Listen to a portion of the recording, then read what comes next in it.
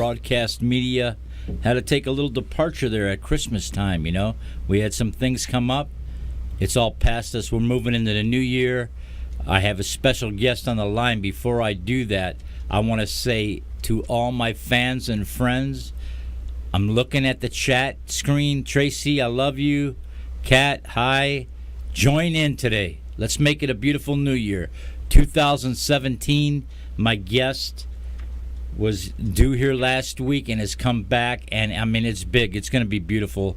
I want to welcome a personal friend of mine, and also someone that has stood by my career, which means a lot. So I want to say Happy New Year to all my friends. Tomorrow I want you to be safe and all those good things and everything. But I want to get right into it because I want to get into business today. You're watching the Joey Ciccone Show, connected on the World Center of Broadcast Media, live from Las Vegas today. That's Hollywood land behind me, baby, and we're going to get right into it. My special guest, Luellen Smiley, has been on the show before. I think it was back in September, sometime around that. Last time she left me, she said, Joe, I'm going to finish some things I have to take care of. Tracy, thank you. It makes me feel good. I love you back. Happy New Year. Lulu, you're on the line from New Mexico.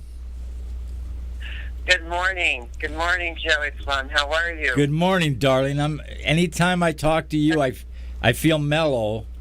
I don't know what it is. I feel like I want to kick back and wear jeans and ride a horse. Year. Right. Oh.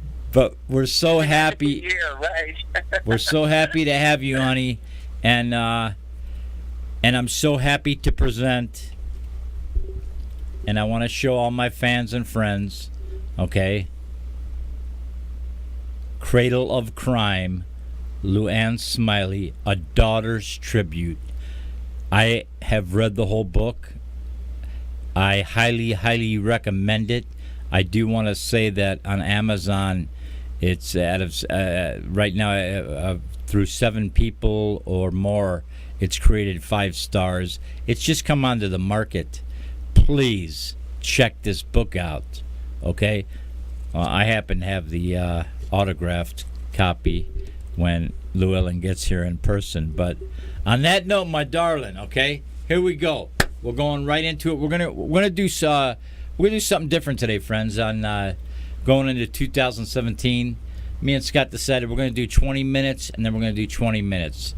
We want to keep Luellen going, and I want to keep the questions happening. Lulu, I'm so happy to have you back. When you were here last, you said, Joey, I'm gonna finish my book, and I'm gonna come back, and I want to say bravo to that. Okay, because that's what you did, darling. Thank you. That's what you did. Thank you for inviting me back. Well, it's not just inviting you back, but I'm not sure, but I don't know if that motivated you, just being on the show. I'm just coming up with ideas, but I think you had to have some closure, and you had to find out some things, and God bless you were able to do that, and I'm very happy. So I wanted to say that. Bravo to you. And all my fans, please chat in today. Your book, Cradle of Crime, A Daughter's Tribute. Right off the bat, I noticed the FBI logo. Yes. Okay? Yes. And I designed the cover, and took a while to figure out what to put on there, but it had to have the FBI because that's so much a part of his story, my father's story. Right. It's so much of a part of his story that I, throughout the last few weeks of reading, I've had so many questions and everything. What I want to ask you is, I noticed the logo, but was that done to show people, that on record this was a part of his life, or making it more realistic? I don't know how to put it, but I'm just trying to say, was that done for a reason, showing that these are all in the FBI files? Well, as you know, when you read it, I did take a number of pages, excerpts that seemed to fit into the storyline, and included those, and I put that on the front, sort of like my cradle was rocked by the FBI, because they were always there. Ah, you know? I got it. Okay. Yeah, they were always there. Like, what? You were walking around going, "What's going on?" And they were always like asking a lot of questions. Maybe you didn't know the questions. Well, no. In reading the FBI files, I'm reading. This is all recordings where they had the mics in the carpet. They had mics on the telephone, and then they tailed him. So they were part of the family. Right. Right. They were a big part of the family, but from when we spoke months back, you really never knew this until you got into this deeper. Am I correct on that? Oh, right. Am I correct on that? Right. When you started to get all this info and the clippings that I've read throughout the book and etc., I mean, were you like, "Oh my God, I can't believe this," or "I can't believe that"? I mean, was it? Yeah, I was, "Oh my God," like 20 times a day. Right? Right? You know, 20 times a day, yeah. Right, because reading... They garnered so much information. I mean, I know because you read some of it, and just think that was only a few pages. There was 5,000 pages from the INS, immigration, and 2,000 from the FBI, and then just the other day, I thought this would all end, but the other day somebody sent me a link to another archive, and I started reading, and there was another whole trunk load of surveillance on my dad and documents and conversations. So, yeah, it's amazing how close they were to everything that he was doing. Right, and what I wanted to say is the book holds your thoughts, a story of love, and all the facts your father was involved with. And in saying that, especially with the FBI and the surveillance and everything, they were tracking all the whereabouts. Now, obviously, you were younger, and we're going to talk about that in a little bit. What you did, what your dad did for a living, what you thought your dad did for a living, but that was being all tracked with surveillance and everything else. Yes. Correct. Okay. Your dad and Ben Siegel, friends. I'm going back now. This is the Connected Show, but we step back. We go back to the roots. Los Angeles, California. Your dad and Ben were best friends. And when Smiley was talked about in the press, because I read this in the book and you're going to read it, all right? You always seen Ben was also mentioned. So I'm going to ask you a question from the heart, and if you want to plead the fifth, that's fine. They were best friends in their business. Let's put it that way. They were best friends aside from business. They absolutely connected. Dad loved to gamble, he loved the horses, and he loved women. They had the same interests, only Ben made a living out of that.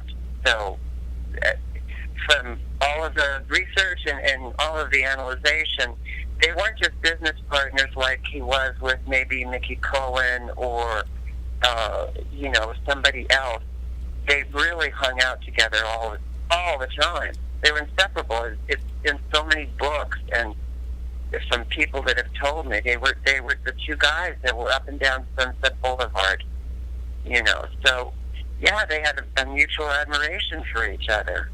But Lulu, and that's her nickname, friends, and that's what we call her out of love. They were best friends in business. Again, we're talking Los Angeles, California. We're talking a different time. Things were done different. Right. Between the movie stars and the wise guys, you didn't know who was who, because you had everybody looking good and everything. Now, from the first time you visited back, your book answers a lot of underlying questions. And again, before you answer that, I want to show them the book. Okay? I enjoyed it immensely. It has pictures. It's got things that are from the FBI that you don't really see in a lot of books. That is basically, would you say they were wiretaps or it's basically surveillance? Am I right? Yeah, surveillance, and then some of the things you read, like excerpts from his testimony in front of Tiefauer, which I thought was pretty hilarious. Some of his comments. So those are things that you don't normally see in a book. And then, of course, a lot of the news articles. There was thousands of news articles about him that I discovered. So I took excerpts. I couldn't print the whole article without buying it, and that adds up. So I just included, with each chapter, you notice an excerpt about Smiley the Hood, Smiley the Pimp, Smiley the Buggy, all of that. Yeah. Well, talking to my fans and friends out there, and fans and friends of yours, because I just had Dom say I remember her, sweet lady, and from the bottom of my heart on this new year, she is a very, very, very sweet lady and very sincere, and I mean that from the bottom of my heart. The question that I wanted to go to was, your dad was a gangster. It's that simple. Yes or no? Yes. Was your dad a made guy? Well, that's such a fine line. They didn't cut blood like they do in the Italian mob, but he certainly was as involved as you can get. You know what I mean? Him coming in at his level, at his age,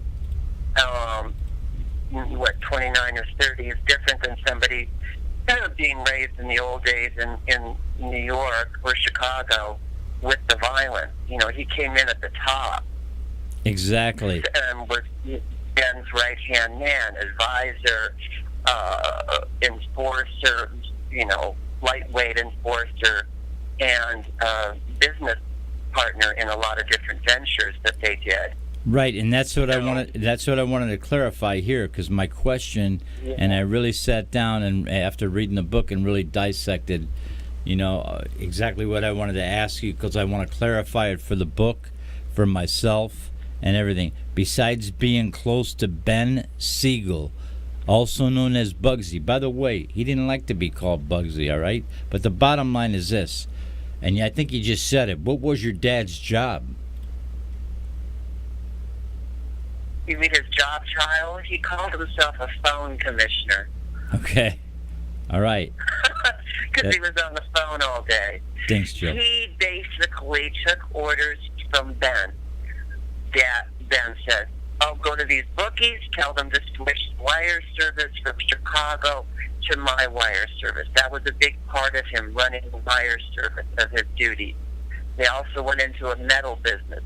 They went into so many different kinds of restaurant, nightclub. And then, of course, Las Vegas was the big one with my dad. My dad also, because of his 10 years in Hollywood, had connections, a lot. He was very well respected. Scotty, he was a producer. The corner shot of her dad up, please. I'm sorry, sweetheart. So he brought in... I'm sorry. Okay, sorry, what? No, I'm sorry. Continue. Remember, friends, we're talking over a wire service, we're a distance away. I wanted Scott to put your dad's picture up to show that I don't think a lot of people understand that, the Hollywood vibe, the Hollywood look and everything. When you looked at her dad, or when you looked at a Bugsy Siegel, or you looked at these cats, they look like movie stars, man. You didn't know they were doing what they were doing. Okay, and it's that simple. It's moved into a whole nother place now. But I'm talking about the time when Alan was around, okay? Can you expand on that for me, please? Repeat the question? Yeah, basically I was saying, from Ben Siegel on down to your dad, on down to Bugsy's girlfriend, which is her name isn't coming to me right now, but Virginia. yeah, they look like movie stars, so they fit in. And plus, you're in Los Angeles, okay? Right. So it swings different than it swings now, is what I'm getting to. Oh, no comparison. But right, do they? No comparison. But they. I mean, even if you've ever seen some of the interviews with some of the entertainers that were at the opening, or some of the employees that I actually have spoken to, they adored Ben. I mean, if he pistol whipped somebody, it was probably because they either called him Bugsy, or the guy had to be, given a lesson. On the other hand, if I could just interject one thing that Of course you can. Pardon me? Of course you can, darling. You say whatever you want to say. Oh, okay. Is that in those days, a lot of people say, well, what was the good side of Ben? Yes, he took care of his family. He bought people whatever they wanted. He really did support his whole family. His sisters, his parents were not able to take care of themselves, brought them out here. But he was the kind of man you could go to him and say, Ben, I don't have a job. I need a job. He'd have a job in 24 hours or less. Yeah, Ben, right. I need money. Yeah. How much do you need? Ben, I can't get a ticket to this. Whatever, he loved to be a facilitator for people. I don't think he really cared that much about money. Because, of course, he ended up with like 30,000. That was all that was left. But what? That's the way I was raised, and that's the times I miss, especially now in life. We're in 2017 coming up. By the way, my darling, Happy New Year to you. Happy New Year to you. Happy safe, good New Year. I think we're all ready for it. I think we're ready for it. I think we're ready for it. We're going to have a good vibe. And what you just said kind of touched me because I was raised around those times. And without getting a little bit emotional, I miss when you would go to a guy and say, I need a job. I need this, I need that. And, and boom, it happened, man.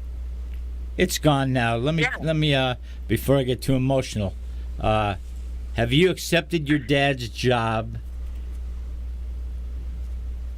And meaning what I'm trying to say is from the book. Have you accepted your dad's job when he was with the mob? Because now you found out all these things that, from what we talked about months back, Joey, I thought my dad was a guy. He went to work. He came back. He was a family man. I didn't know all these things until years later. You wanted to dissect it and get into it and find out a lot of different things. And I'm talking about Luellen Smiley, friends, okay? All right? I'm talking about Bugsy's closest friend. You might have not heard a lot about him, but I'll tell you right now, you read this book, you're going to see articles every 2 minutes talking about him. And if my question makes any sense, can you expand on that? Basically, have you accepted that your dad was connected with Bugsy Siegel and he was a form of the mob, whatever he was doing? Well, yes, absolutely I have, because after I understood the story, you read the part where after, him sitting next to Ben and watching his friend get murdered, he was determined to get out of it and got the approval from Meyer to go into another business, and they figured out the oil business. They made connections, and he went into the oil business. He had like 34 or something oil leases in Houston. Right. Now, I'm not going to tell what happened after that, but he went back to USC at night when he was 50 to make the attempt to reform. So I accept it. I talk about it. Some people look at me with, wide eyes. Probably a lot of people are a little bit distant with me, don't want to get too clothes because I still have that stigma. But I own it. I own it, and I'm not ashamed of what my dad did. Well, I might feel different if it was, Frankie Carbo or Willie Moretti or one of these guys that was a real hit guy. I might feel different, but my father wasn't in the violence. He wasn't part of the Bugs Meyer gang like a lot of authors have insinuated. right, honey. I talked to a very close friend of mine, Tony Montana, out of the Chicago outfit a few weeks back, and he mentioned that to me. He said, Joey, not everyone's an enforcer, not everyone's out, but everyone has a certain job that might be connected. Some could be working the book, some could be doing this, so they're not all for that. I got 2 seconds. Right. We did a 20-minute... Yeah, that's an important distinction. Yeah, I think it very is. Listen, we're going to come back. I love it, man, because I went through my 10 questions and I got 10 more for you. Friends, Okay. you're with Joey Ciccone today. I'm with my beautiful friend, Luellen Smiley. She's out of New Mexico. Got a beautiful... Your place over there I love when I see you, jumping on horses and having fun. And we have a lot of people chiming in. They're watching us live right now on Facebook, which is nice, and it's a new thing for the World Center of Broadcast Media. We're going to be back with Luellen Smiley. Her daddy was Alan Smiley. He was the best friend of Bugsy Siegel. We're going to get into where it went from there, and we're going to give you the facts so that you know, because if anybody knows, she does. You're watching the Joey Ciccone Show, Connected, World Center of Broadcast Media. I'll be right back.